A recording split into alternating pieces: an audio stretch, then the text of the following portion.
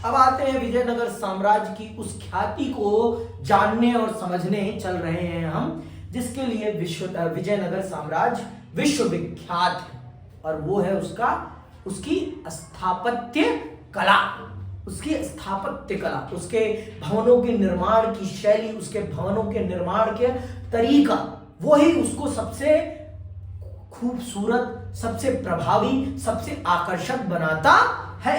इसीलिए तो दुनिया उसको देखने आज भी आती है। तो चलिए जानते हैं और समझते हैं विजयनगर साम्राज्य की स्थापत्य कला की विशेषताओं को, कि कौन सी वो विशेषताएं हैं जो विजयनगर साम्राज्य को पूरे भारत में या कहें पूरे विश्व में सबसे अद्भुत बना देती है। ऐसे ऐसे मंदिर है ना, मैं क्या बताऊं वर्षा और आप वंशिका, ऐसे ऐसे मंदिर हैं, आप देख लोगी ना आपकी आंखें चौंधिया जाएंगी। इतने सुंदर मंदिर और पत्थर पे ऐसी नक्काशी कि आज की आधुनिक मशीनें भी वैसी नक्काशी ना कर सके, इतनी सुंदर है। समझ में ही बात। आप उनके मंडपों को देखेंगी, मंदिरों के मंडप जो होते हैं उनको देख लेंगी ना, आंखें चौंधिया जाएंगी। अरे वाह क्या बनाया है। वहां एक ऐसा भी मंदिर है जिसका पिलर भिन्न भिन्न प्रकार के आपके जो इंस्ट्रूमेंट्स होते हैं उनकी आवाज निकालता, और वो पिलर जमीन से लगा हुआ भी नहीं है। आपके पास 50 रुपए की नोट है किसी के पास? देखो 50 रुपए की नोट निकालो और उस पे एक रथ की फोटो बनी हुई है। खोलो, पीछे देखो, ये रथ है ना, ये हम्पी का है। नीचे लिखा है, क्या लिखा है? हम्पी, है ना। ये रथ देखो और इसकी नक्काशी देखो, इसकी नक्काशी देखो। क्या आज के समय पर ऐसे रथ को बना पाना संभव है? कदापि संभव नहीं। आज इतनी आधुनिक मशीनें होने के बावजूद भी हम इतना सुंदर काम नहीं कर पा रहे हैं। तो आप ये देखिए कि उस समय के लोगों के अंदर कितनी डेडिकेशन थी अपने काम के प्रति, वो कितनी डेडिकेशन के साथ अपना काम अंजाम देते थे। और एक पत्थर पर ये पूरी की पूरी नक्काशी है। एक पत्थर पर, एक पहाड़ मतलब एक पत्थर था और उसी को काट कर ऐसी कार्विंग की गई है। आप सोचो खुद, कल्पना करो कि क्या आज संभव है? आज इतनी आधुनिक मशीनें हैं फिर भी ऐसा संभव नहीं है, ऐसा संभव नहीं। तो क्यों ना इसको विश्व धरोहर माना जाए? विश्व धरोहर लायक है ये। आप कभी मौका मिले तो दक्षिण भारत की यात्रा जरूर करना, क्योंकि दक्षिण भारत आप जाएंगे तो आप भारत के ऐसी स्थापत्य कला से अवगत होंगे जिसको आपने कभी देखा नहीं। यूरोप मत जाओ, भारत ही घूम लो ना, तो आपको पता चल जाए कि भारत क्या है। भारत का बच्चा भारत में घूमकर यूरोप घूमने की कल्पना करता है, ये बड़ी दुखद बात है। एक बार पहले भारत तो देख लो। भारत देख लोगे ना तो दुनिया के दूसरे देश जाओगे तो आप कहोगे है ये क्या बनाया है। ऐसा नहीं कह रहा हूं मैं कि वो अच्छी चीज नहीं, वो भी अच्छी है, लेकिन अपनों को देख लोगे ना तो आपको पता चल जाएगा कि हमारे अंदर कितनी पोटेंशियल है, हम में क्या क्षमता है, हम क्या कर सकते हैं और हम किनको देख रहे हैं। अगर हम अपने इतिहास को सही ढंग से पढ़ लें, समझ लें और उससे सीख ले लेना, हम वो कर सकते हैं जो कोई नहीं कर सकता। हमारे अंदर इतनी पोटेंशियल है, लेकिन हमारे देश में शिक्षा को उतना महत्व तो नहीं दिया जाता जितना दिया जाना चाहिए। हमारे देश के मुद्दे में न शिक्षा कभी रहती है, न पर्यावरण कभी रहता है। अब जूझ रहे हैं, मौत आपके नाकों के माध्यम से आपके शरीर में घुस रही है, फिर भी फरवरी में जब चुनाव होगा ना तो ये मुद्दा नहीं होने वाला। मैं आज आपको दावे के साथ कह रहा हूं, भारत में ये मुद्दा नहीं होने वाला। आज भी लोग अपनी सांस के लिए तड़पते हुए दिखाई पड़ रहे हैं आपको, लेकिन गाड़ियां घरों में नहीं रुक रही, गाड़ियां घरों में नहीं रुक रही। हवाबाजी के लिए गाड़ियां चल रही हैं दबा के। कितने लोग साइकिल पे आए हैं? कोई नहीं आया साइकिल पे। अपनी सहूलियत कोई नहीं छोड़ेगा और फिर हर आरोप सरकार पर मर दोगे, ये भी सही नहीं है ना। सरकार भी तो आप में ही से कोई जाकर बना है ना, आप ही लोग तो है ना। ताली कभी एक हाथ से तो बजती नहीं है, ताली बजाने के लिए दो हाथों का प्रयोग होता है ना। तो समझिए इस चीज को। तो आइए विजयनगर पे लौटते हैं फिर से और पढ़ते हैं विजयनगर की स्थापत्य कला को। विजयनगर अपने समय का एक प्रसिद्ध शहर था जो अधिकांश राजधानियों की तरह विशिष्ट भौतिक रूपरेखा तथा स्थापत्य शैली से अभिलक्षित था। यह शहर एक विशाल शहर था। इसकी विशालता एवं विविधता का वर्णन करते हुए डोमिंगो पेज नामक पुर्तगाली यात्री ने लिखा है, इस शहर का परिमाप मैं यह नहीं लिख रहा हूं क्योंकि यह एक स्थान से पूरी तरह नहीं देखा जा सकता, पर मैं पहाड़ पर चढ़ा जहां से मैं इसका एक बड़ा भाग देख पाया। मैं इसे पूरी तरह से नहीं देख पाया क्योंकि यह कई पर्वत श्रृंखलाओं के बीच स्थित है। वहां से जो मैंने देखा वह मुझे रोम जितना विशाल प्रतीत हुआ और देखने में अत्यंत सुंदर। इसमें पेड़ों के कई उपवन हैं, आवासों के बगीचों में तथा पानी की कई नालियां जो इसमें आती हैं तथा कई स्थान पर झीलें हैं तथा राजा के महल के समीप ही खजूर के पेड़ों का बगीचा तथा अन्य फल प्रदान करने वाले वृक्ष हैं। ये एक पुर्तगाली यात्री लिख रहा है किसके बारे में? विजयनगर साम्राज्य के बारे में। वो साफ और स्पष्ट शब्दों में कह रहा है कि ये इतना बड़ा शहर है कि इसे एक जगह से देखना संभव नहीं है। ये रोम के समान विशाल है। अपने शहर को तो कोई छोटा नहीं कहेगा ना, रोम से बड़ा भी होगा तब भी वो रोम के समान ही कहेगा। तो आप सोचिए एक विदेशी यात्री ये लिख रहा है और विजयनगर साम्राज्य की प्राकृतिक भौगोलिक सभी सुंदरताओं को उसने अपने शब्दों में बयां किया है। इतने सुंदर शहर, इतना सुंदर कि कोई कहने की बात नहीं। कभी मौका मिले तो एक बार जरूर चले जाना। राम राय ने अगर गलती नहीं की होती तो मैं नहीं समझता विजयनगर साम्राज्य का वो हश्र होता जो उस युद्ध में हुआ। वो हश्र नहीं होता, उसकी स्थापत्य कला बची रह जाती, तोड़ा नहीं जाता उसको। हम यहां पर विजयनगर की स्थापत्य कला का विभिन्न क्षेत्रों में परीक्षण करेंगे, मतलब अलग अलग तरीकों से समझेंगे विजयनगर के बारे में। सबसे पहले पढ़ते हैं किले, बंदियां तथा सड़कें। मैंने आपको पहले ही बता दिया है, विजयनगर साम्राज्य एक ऐसा साम्राज्य था जिसने अपनी सुरक्षा को सुनिश्चित करने के लिए अपने साम्राज्य को 4 दीवारियों में सुरक्षित कर रखा था। उसने सिर्फ अपने महलों को, अपने शहरों को सुरक्षित नहीं किया था, उसने अपने खेतों को भी सुरक्षित किया था। उसने एक महंगी सुरक्षा प्रणाली प्रयोग की थी, लेकिन उसके बहुत ही ज्यादा लाभ थे। क्या लाभ थे ये जानना नहीं, सुनना। विजयनगर शहर को विशाल किलेबंदी की दीवारों से घेरा गया था। 15वीं शताब्दी में फारस का राजदूत अब्दुल रज्जाक विजयनगर आया था जो इस किलेबंदी से अत्यधिक प्रभावित हुआ। उसने दुर्गों की 7 पंक्तियों का उल्लेख किया है। 7 पंक्तियां थी, मतलब 7 प्रकार की किलेबंदियां थी। कहां पर? विजयनगर में। विजयनगर साम्राज्य में 7 प्रकार की किलेबंदियां थी।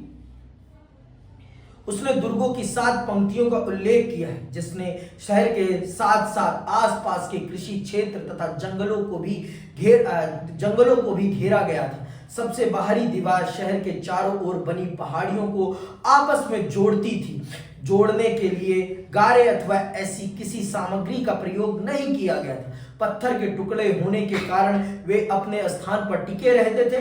दीवारों का भीतरी भाग मिट्टी और मलबे के मिश्रण से बना हुआ था। वर्गाकार एवं आयताकार बुर्ज बाहर की ओर निकले हुए थे। मतलब पहली जो किलेबंदी थी वो प्रकृति के द्वारा की गई थी। पहाड़ियों के बीच में बसा था तो बस पहाड़ों को सही ढंग से असेंबल कर दिया गया था और फिर वो अपने आप एक किलेबंदी बन गई थी। दूसरी किलेबंदी गारे और मलबे से की गई थी। मतलब इन्होंने 7 किलेबंदियां की थी और सबसे बड़ी विशेषता ये थी कि इन्होंने अपनी कृषि भूमि, अपने उद्यानों को भी सुरक्षित किया था। पूछो ऐसा क्यों किया होगा? क्या? अपने बचाव के लिए। अच्छा एक बात बताओ, युद्ध होता है तो सबसे पहले आप किसी को कमजोर करने के लिए क्या करोगे? कभी सोचा है? युद्ध होगा, मान लो आप किसी के देश पर लड़ाई करने जाओगे, तो सबसे पहले आप उस देश का क्या बर्बाद करना चाहोगे? है ना, यही सारी चीजें। कृषि भूमि नहीं बर्बाद करना चाहोगे, फसलें बर्बाद नहीं करना चाहोगे। बर्बाद करना चाहोगे फसलें की नहीं बर्बाद करना चाहोगे? क्यों? क्या सीधे सीधे बोलो ना, फसलें क्यों बर्बाद करोगे? जाएंगे ताकि वहां का खान पान लोगों को भोजन न मिल जाए। बस अब ये बात करी ना भैया, ये नहीं भरा रहेगा तो लड़ाई क्या कैसे कर लोगे? और लड़ाई कभी एक दिन भी चलती है, कभी एक महीने भी चलती है, कभी एक हफ्ते भी चलती है, कभी एक साल भी चल जाती है। तो इतना तो खाना स्टोर नहीं हो सकता ना किसी के पास। और युद्ध में खाना बड़े पैमाने पर प्रयोग होता है, समझ में आई बात? तो अगर खेत सुरक्षित रहेंगे तो क्या होगा? खाने की समस्या कभी झेलनी नहीं पड़ेगी और विरोधी सेना को खाने की समस्या झेलनी पड़ जाएगी। कितना आप खाना लेके आओगे अपने क्षेत्र से? कितना लेके आ पाओगे? खुद सोचो आप कितना लाओगे? तो विजयनगर साम्राज्य ने एक महंगे किलेबंदी की व्यवस्था के माध्यम से एक बहुत ही दूरदर्शी प्लान अपने दिमाग में बना रखा था। और ये उनकी दूरदर्शिता को दिखाता है, ये उनकी युद्ध कौशल को दिखाता है, ये उनके सैन्य नीति को दिखाता है कि उनके अंदर कितनी कुशलता थी, कितनी नीति परकता थी और वो कितने दूरदर्शी थे। ये उनकी इन सब बातों को बहुत विस्तार से हमें समझाता है। तो आप खुद सोचो आप कि उन्होंने एक छोटा सा खर्चा करके एक बहुत बड़ी चीज को सुरक्षित कर लिया था। युद्ध में सबसे बड़ी चीज क्या है? भोजन। आपकी सेना का पेट भरा रहेगा तो आपकी सेना का मोराल टाइट रहेगा, मोराल कभी डाउन नहीं होगा। भैया युद्ध भी खाली पेट नहीं लड़ा जा सकता, क्योंकि युद्ध में बहुत ज्यादा लगती है एनर्जी। और वो एनर्जी कहां से आएगी? वो एनर्जी खाने से आएगी। और जब खाने से पेट भरा रहेगा तो फिर दुश्मन के छक्के छुड़ाने में सेना कभी कमजोर नहीं पड़ेगी। तो थोड़ा बहुत आप लोग भी सोचा करें। और इस पर प्रश्न आता है, इस पर प्रश्न आता है, ठीक है।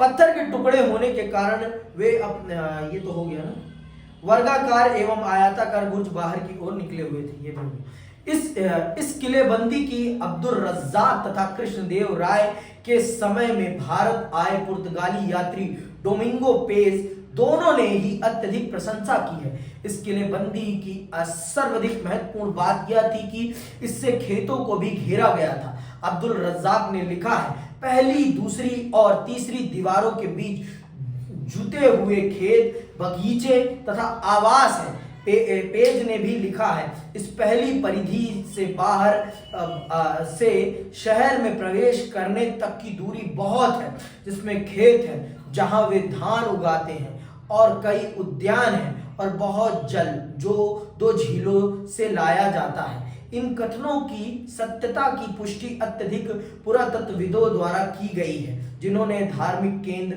तथा नगरीय केंद्र के बीच एक कृषि क्षेत्र के साक्ष्य खोज निकाले हैं। इस बात की भी पुष्टि होती है कि यह क्षेत्र एक व्यापक नहर प्रणाली के माध्यम से सींचा जाता था, जिसमें तुंगभद्रा नदी से जल लाया जाता था। तो ये नदी, ये जो नहर थी, ये हरिहर नहर थी। इसका नाम क्या था? हरिहर नहर। और ये कौन सी नदी से पानी लेके आ रही थी? तुंगभद्रा नदी से, ठीक है। यहां पर एक प्रश्न विचारणीय है और वह यह कि किलेबंदी तो सामान्य सैनिक दृष्टिकोण से की जाती है, तो फिर विजयनगर शासकों ने कृषि क्षेत्रों को किलेबंद भूभाग में क्यों सम्मिलित किया? ये प्रश्न उठता है। तो क्यों किया, मैंने आपको उत्तर दे दिया है, वो पढ़ देता हूं मैं। इसका उत्तर देते हुए कुछ आधुनिक इतिहासकारों ने लिखा है कि मध्यकाल में घेराबंदियां कई महीने, या घेराबंदियां मतलब युद्ध की स्थिति में जब दुश्मन आता था तो वो लंबे लंबे टाइम के लिए आपके पूरे शहर को घेर लेता था, आपके पूरे के पूरे महल को बड़े लंबे समय के लिए घेर लेता था। महीने या कई वर्षों तक चल जाती थी। इसलिए शासक सामान्यतः किले बंद क्षेत्रों के भीतर ही विशाल अन्नागार का निर्माण करवाते थे, जिससे यदि घेराबंदी लंबी चले तो उन्हें तो खाद्यान्नों का अभाव ना हो तथा दूसरी ओर विरोधी को खाद्य सामग्री से वंचित कर समर्पण के लिए बाध्य किया जा सके। एक विद्वान ने लिखा है, विजयनगर के शासकों ने पूरी कृषि भूभाग को बचाने के लिए एक अत्यधिक महंगी तथा व्यापक नीति को अपनाया। मतलब बहुत ही उत्तम नीति का इन्होंने प्रयोग किया। सिर्फ छोटा सा अन्नागार नहीं, अन्न का उत्पादन करने वाली भूमि को ही सुरक्षित कर लिया। लड़ो जितने दिन लड़ना है, 10 साल लड़ो, 20 साल लड़ो, हमारे पास अनाज की कमी नहीं होने वाली, क्योंकि हमने अन्न बनाने वाली धरती को ही सुरक्षित कर रखा है। तो लड़ो जितने दिन लड़ सकते हैं। इकोनॉमिकली महंगी थी, लेकिन आप अगर एक दूरदर्शी नेता हैं, एक दूरदर्शी सैनिक हैं और एक दूरदर्शी प्रशासक हैं, उसके दृष्टिकोण से देखेंगे और इकोनॉमिक दृष्टिकोण से भी देखेंगे तो ये कहीं से भी महंगी नहीं थी। अगर आप लॉन्ग पर्सपेक्टिव में सोचेंगे तो, आप छोटे समय के दृष्टिकोण से देखेंगे तो बहुत ही महंगी थी, लेकिन अगर आप एक लंबे दृष्टिकोण से, एक बहुत ही लार्ज स्केल से देख रहे हैं तो ये महंगी कदापि नहीं थी, बहुत ही सस्ती थी। ठीक है। दूसरी किलेबंदी नगरीय क्षेत्र के आंतरिक भाग के चारों ओर बनी हुई थी तथा तीसरी से शासकीय केंद्रों को घेरा गया था। इसमें महत्वपूर्ण इमारतों के कई समूह थे जिनको अपनी ऊंची दीवारों से घेरा गया था। दुर्ग में प्रवेश के लिए बने हुए प्रवेश द्वार शहर को मुख्य सड़क से जोड़ते थे। ये बहुत अच्छी तरह से सुरक्षित थे। प्रवेश द्वार विशिष्ट स्थापत्य के नमूने थे तथा उनको देखकर अंदर बनी स्थापत्य की कृतियों के विषय में पर्याप्त जानकारी हो जाती थी। किले बंद बस्ती में जाने के लिए बने प्रवेश द्वार पर बने मेहराब तथा द्वार के ऊपर बनी गुंबद उस स्थापत्य के प्रतिनिधि माने जा सकते हैं जिसकी शुरुआत दिल्ली सल्तनत के तुर्की सुल्तानों ने की। इसमें इस्लामी कला के मूलभूत तत्वों के साथ विभिन्न क्षेत्रों के स्थानीय स्थापत्य की परंपराओं का मिश्रण भी दिखलाई पड़ जाता है। इसीलिए किलाविदों एवं कला इतिहासकारों ने स्थापत्य की इस शैली को इंडो इस्लामिक कहकर पुकारा है। मतलब जब आप अंदर के शहर में आते हैं तो बड़े बड़े जब दुर्ग देखते हैं, दुर्ग मतलब प्रवेश द्वार, तो आपकी आंखें चौंधिया जाती हैं। अरे राम, इतना सुंदर भी हो सकता है, इतना सुंदर भी हो सकता है दरवाजा, आप चौंधरिया जाते हैं। और इनका निर्माण, इन सभी दुर्गों का निर्माण इंडो इस्लामिक शैली में किया गया है। जिस स्थापत्य कला में इनका निर्माण हुआ है उस स्थापत्य कला को क्या कहा जाता है? इंडो इस्लामिक शैली। क्या कहते हैं? इंडो इस्लामिक शैली। ठीक है, ये याद रखना है, नहीं कहीं भूल जाओ, भूलना नहीं है बच्चों। शहर के अंदर तथा वहां से बाहर जाने के लिए सड़कों का निर्माण किया गया था। सड़कें सामान्यतः पहाड़ी भूभाग से बचकर घाटियों से होकर ही इधर उधर घूमती थी। सबसे महत्वपूर्ण सड़क से कई मंदिर के प्रवेश द्वारों से आगे बढ़ गई थी और इनके दोनों ओर बाजार थे और सड़क भी एकदम स्ट्रेट थी, स्ट्रेट राजा के महल तक जाती थी और अगल बगल बाजार बने हुए थे, मंदिरों के बीच से जाती हुई सड़क। अब आते हैं शहरी केंद्र पर। शहरी केंद्र, ठीक है, शहरी केंद्र को भी जान लेते हैं और समझ लेते हैं। शहरी केंद्र की ओर जाने वाली सड़कों पर सामान्य लोगों के आवासों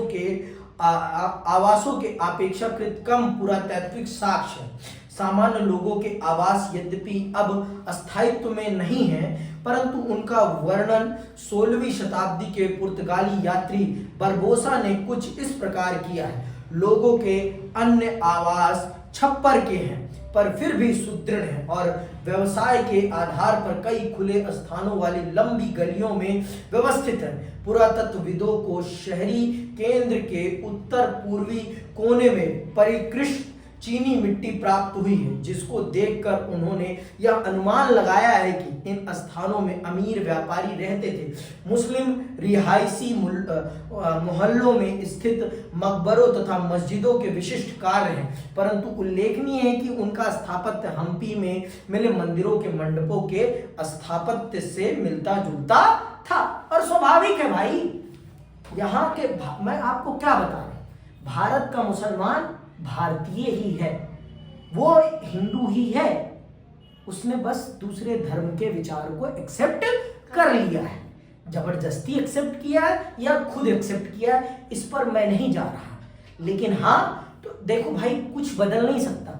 अब अरब का मुसलमान और भारत के मुसलमान में जमीन और आसमान का फर्क है। वहां के मुसलमान का खाना पीना रहन सहन सब अलग है, और यहाँ के मुसलमान का खाना पीना रहन सहन सब अलग है। कश्मीर के मुसलमान और वहाँ दुबई के मुसलमान में जमीन और आसमान का फर्क है। उसने कभी वुलन कपड़े नहीं पहने होंगे, लेकिन वहां तो वुलन कपड़े पहने जा रहे हैं ना। वहां की मस्जिदों के स्ट्रक्चर आप देखोगे तो वो वहां की भौगोलिक परिस्थितियों के हिसाब से। तो भारत का जो हम्पी में रहने वाला मुसलमान होगा, उसकी मस्जिदें भी हम्पी जैसी ही होंगी। स्वाभाविक सी बात है, अलग तो नहीं हो सकती ना। जहां जैसी स्थिति, जहां जैसी परिस्थिति, वहां वैसे ही आपको रहना पड़ेगा। अब भैया, आप कश्मीर में जाकर निवस्त्र तो नहीं घूम सकते ना। रह लो एक दिन, आपको पता चल जाएगा, आपका शरीर बता देगा कि आप कौन है। फिर वहां पानी में हाथ डालने में भी ना 10 बार सोचना पड़ता है ना। वहां इंसान जाने में भी कतराता है कि नहीं जाना, धोना पड़ेगा, है ना। इतना डर लगता है, इतना ठंडा होता है पानी वहां पे, समझ में। हाथ डाला नहीं, हाथ फ्रीज, ऐसा है वहां का पानी। तो इंसान वहां पर निवस्त्र तो घूमने की कल्पना कर ही नहीं सकता। कर लो, आपको पता चल जाएगा। तो यही मैं समझा रहा हूं आपको कि जहां जैसी परिस्थिति होती है, जहां जैसी स्थिति होती है, जहां के लोगों का जो कल्चर होता है, वो वैसे ही रहते हैं। कहीं देखो, भारत में जो लोग हैं वो कहीं और से तो नहीं आए हैं ना, वो यहीं के लोग हैं। उन्होंने किन्हीं कारणों के कारण अपना धर्म परिवर्तित कर लिया, उन्होंने अपनी धार्मिक विचारधारा को बदल लिया, बस। लेकिन कल्चर तो वही रहेगा ना, खाना तो वही खाओगे ना, कुछ अलग तो खाने वाले नहीं हो। ठीक है, मांस मछली तो सभी खाते हैं भारत में, वो कोई बड़ी बात नहीं है। थोड़ा बहुत बदलता है, सब कुछ कदापि नहीं बदलता। समझ में आई बात? आगे सुनो, कहां तक आ गए थे? ठीक है, अवशेषों के अवलोकन से इस बात के संकेत मिलते हैं कि इस पूरे क्षेत्र में बहुत से पूजा स्थल एवं छोटे मंदिर रहे होंगे, जिनका संरक्षण विभिन्न समुदायों द्वारा किया जाता होगा। इनसे उस समय के विविध प्रकार के समुदायों के प्रचलन का भी संकेत मिलता है। सर्वेक्षणों से इस बात का भी आभास होता है कि कुएं, बरसात के पानी वाले जलाशय तथा मंदिरों के जलाशय आदि संभवतः सामान्य नगर निवासियों के लिए पानी के स्रोत का कार्य करते थे। मतलब पूरा का पूरा नगर बहुत ही सुख सुविधाओं से भरा पड़ा था और सब प्रकार की चीजों का इस्तेमाल करते थे। कोई किसी प्रकार की रोक टोक नहीं थी, जो हमें अवशेषों से पता चलता है, जो हमने वहां पर खुदाई करी है और जो अवशेष मिले हैं, उनके आधार पर यहाँ पर ये बात कही जा रही है। क्योंकि राम राय के उस गलती के कारण पूरे के पूरे विजयनगर साम्राज्य को गोलकुंडा, बीजापुर, अहमदनगर की सेना ने बर्बाद कर दिया था। ठीक है, राजकीय केंद्र, जहां राजा रहता था वो राजकीय केंद्र होता था। ठीक है, राजकीय केंद्र बस्ती के दक्षिण पश्चिम भाग में स्थित था। यह कहलाता तो राजकीय केंद्र था, परंतु इसमें 60 से भी अधिक मंदिर थे। इसके आधार पर विद्वानों ने यह निष्कर्ष निकाला है कि शासकों को इन मंदिरों और संप्रदायों को प्रश्य देने के माध्यम से अपनी सत्ता को न केवल स्थापित करने व उसे वैधता एवं स्थायित्व प्रदान करने में भी सहायता मिलती होगी। अवशेषों से मिली लगभग 30 संरचनाओं को विद्वानों ने महल माना है। चूंकि ये अपेक्षाकृत बड़ी संरचनाएं हैं, इसीलिए यह विचार किया जाता है कि इनका संबंध अनुष्ठान संबंधी कार्यों से नहीं रहा होगा। मतलब आप ये मान लीजिए, कहने के लिए ये राजकीय केंद्र था, लेकिन इसमें 60 से भी अधिक मंदिर थे। मंदिर देखो, उस समय की ये सोच थी कि अगर जनता को आप ये यकीन दिलाने में कामयाब हो जाते हैं कि मैं जो राजा हूं आपका, मुझे भगवान ने चुना है आप पर शासन करने के लिए, तो जनता आपका कभी विरोध नहीं करती थी। जनता आपका विरोध नहीं करती। तो राजा ये प्रयास करता था कि लोगों की धार्मिक भावना को वो अपने तरफ आकर्षित कर सके, अपने प्रति समर्पित कर सके, जिससे कि उसे कभी किसी भी प्रकार के विरोध का सामना ना करना पड़े। लेकिन ये जान लो भाई, कुछ लोग तो चतुर होते ही हैं। ऐसे तो है नहीं कि सब मूर्ख हैं, सबके सर पे पत्थर तो नहीं है ना, सब भावनात्मक रूप से नहीं सोचते। बहुत लोग प्रैक्टिकली भी सोचते हैं, और प्रैक्टिकली होना भी चाहिए। कभी भी भावनात्मक नहीं होना चाहिए हर मामले में। जहां भावना का संबंध है वहां भावनात्मक होइए आप, जहां भावना का संबंध नहीं है वहां भावनात्मक मत होइए, वहां प्रैक्टिकली होइए। पॉलिटिकल मैटर्स में तो भावनात्मक मत ही होइए। पॉलिटिशियंस कभी भी भावनात्मक नहीं होते, वो हमेशा प्रैक्टिकल होते हैं। वो आपको भावनात्मक रूप से अपने से जोड़ने की कोशिश करते हैं, खुद कभी भावनात्मक रूप से आपसे नहीं जुड़ते। समझ में आई बात? तो राजनेता, आज के पॉलिटिशियंस उस समय के राजा महाराजा, वो हमेशा उसी दृष्टिकोण से सोचेंगे, वो कभी अलग दृष्टिकोण से नहीं सोचते। समझ में आई बात? तो आप ये जान लीजिए कि विजयनगर साम्राज्य में किसी भी प्रकार से विजयनगर साम्राज्य किसी भी सुविधा से अभागा या अछूता नहीं था। हर प्रकार की सुविधा, हर प्रकार की सुख सुविधाओं से संपन्न था आपका विजयनगर साम्राज्य। अब अगली क्लास में हम महानवी डिब्बे को समझेंगे, और ये महानवी डिब्बा क्या है, इसकी क्या विशेषता है, और इसका किस प्रकार से प्रयोग होता था विजयनगर साम्राज्य में, इसको हम बहुत विस्तार से समझेंगे, क्योंकि ये आपके पेपर का एक बहुत बड़ा प्रश्न बनता है। इसीलिए आज की क्लास यहीं मैं समाप्त करता हूं, और मैं आप सबसे विदा लेता हूं। जय हिंद, जय भारत।